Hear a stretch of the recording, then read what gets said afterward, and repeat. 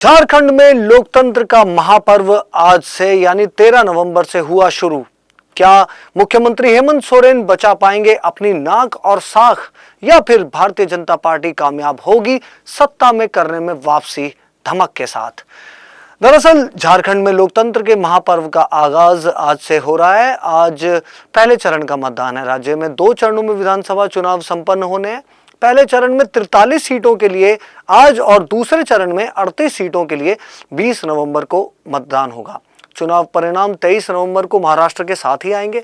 झारखंड में मौजूदा विधानसभा का कार्यकाल 5 जनवरी 2025 को खत्म हो रहा है। मतदान सुबह 7 बजे से शुरू होकर शाम 5 बजे तक चलेगा।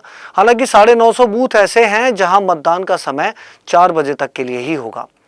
जहां एनडीए अपनी पिछली गलतियों को भुलाकर दरकिनार करके पूरी ताकत से सत्ता वापसी की तैयारी में जुटी है, वहीं मुख्यमंत्री हेमंत सोरेन कहीं से भी हताश होते या समर्पण करते नहीं दिख रहे हैं।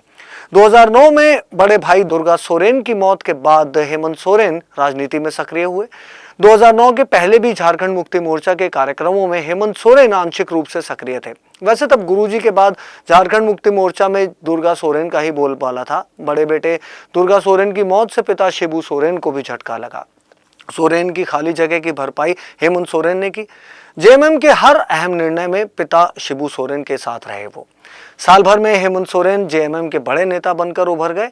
महज 4 साल में 2013 में झारखंड के मुख्यमंत्री बन गए। 14 के विधानसभा चुनाव में झारखंड मुक्ति मोर्चा ने अकेले हेमंत सोरेन के नेतृत्व में चुनाव लड़ा। उनकी पार्टी को 19 सीटें मिली थी। तब रघुवर दास के नेतृत्व में तब भाजपा की सरकार बनी।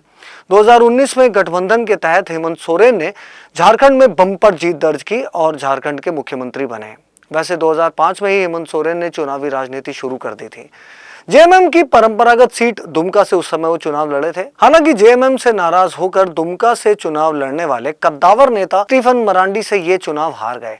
बहरहाल इतनी कानूनी उथल पुथल और सियासी हलचलों के बीच भी हेमंत सोरेन के हौसले कहीं भी पस्त होते या डिगे हुए नहीं दिखे अभी तक।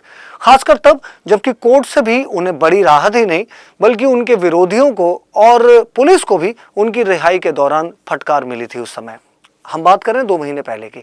अभी उनके हालिया बयान भी ऐसा ही बता रहे हैं, उनका तल्ख जता रहे हैं।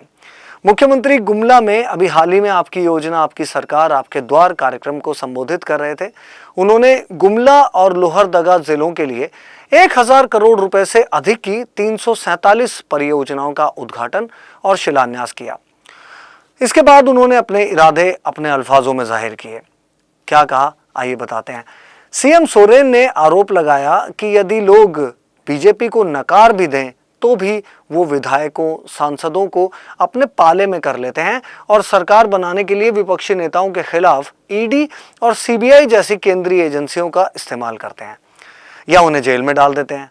सोरेन ने कहा, जैसे मछली पानी के बिना जिंदा नहीं रह सकती, वैसे ही हमारा विपक्ष यानी बीजेपी भी सत्ता के बिना ऐसे ही महसूस करता है। वो पिछले 2 सालों से मेरे और हमारे विधायकों के पीछे पड़े हैं, लेकिन हम ना तो बिकाऊ हैं और ना ही डरे हुए हैं। उन्होंने ये भी आरोप लगाया कि जब झारखंड में बीजेपी के स्थानीय नेता विफल हो गए तो अब वो छत्तीसगढ़, आसाम, गुजरात और मध्य प्रदेश से नेताओं को आयात कर रही है।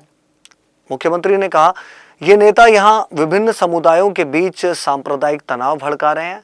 सीएम सोरेन ने बीजेपी पर अपनी सरकार की कल्याणकारी योजनाओं के क्रियान्वयन में बाधा उत्पन्न करने का आरोप भी लगाया। उन्होंने कहा, ये लोग नहीं चाहते कि योजनाओं का लाभ लोगों तक पहुंचे, लेकिन हमने तय किया है कि इस बार हम झारखंड से अपने विपक्ष को हमेशा के लिए बाहर कर देंगे, उन्हें विदाई का रास्ता दिखा देंगे। राज्य में आबकारी कांस्टेबल की भर्ती के लिए शारीरिक परीक्षण के दौरान कुछ अभ्यर्थियों की मौत पर सोरेन ने कहा कि दोषपूर्ण कोविड टीके मौत का एक कारण हो सकते हैं। उन्होंने कहा, झारखंड में लोगों को दिए गए कोविड टीके दोषपूर्ण थे। इसका असर मरने वाले युवाओं में देखा जा रहा है। अधिकारियों ने बताया कि अब तक कुल 12 अभ्यर्थियों की मौत हो चुकी है। सोरेन ने कहा, युवाओं की मौत के पीछे मुझे लगता है कहीं कोई साजिश है। मैंने इसकी जांच के आदेश भी दिए थे। इससे पहले बीजेपी की झारखंड इकाई ने दावा किया था कि जेएमएम नीत सरकार के कुप्रबंधन के कारण अभ्यर्थियों की मौत हुई। खैर, जेएमएम और मुख्यमंत्री हेमंत सोरेन की ये जो बातें हमने आपको बताई, जो बयान हमने इसीलिए आपको बताए ताकि पता चल सके कि कितनी कद्दावरी और कितने तर्क के साथ वो चुनाव मैदान में है। वो कहीं से भी हार मानते नहीं लग रहे। आज विधानसभा चुनावों की शुरुआत हो चुकी है। पहला चरण आज है, अगला 20 तारीख को है। चुनाव नतीजे भी 23 तारीख को आ जाएंगे। ये तय कर देंगे कि इनमें भारतीय जनता पार्टी की तैयारियां जीतती हैं, तोखम धुरंधरी जीतती है, या फिर हेमंत सोरेन का ये आरोप प्रत्यारोप वाला तल्ख अंदाज। भविष्य की गर्त हमें जल्दी खुलती दिखाई देगी।